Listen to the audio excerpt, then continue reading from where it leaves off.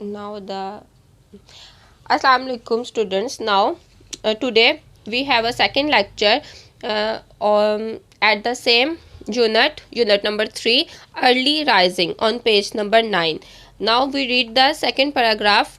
Basim is slow than Ali, Basim सुस्त है अली से.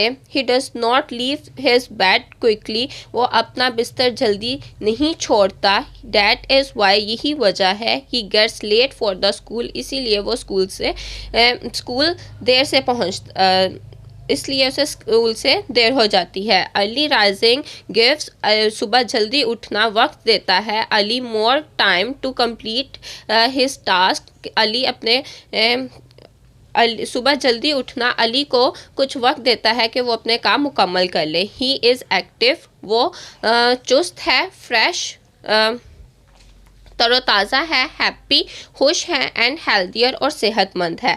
बासिम इज़ अनहैप्पी, बासिम नाखुश है.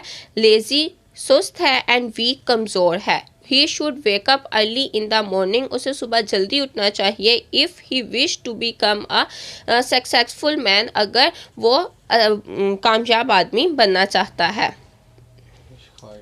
ख्वाहिश करता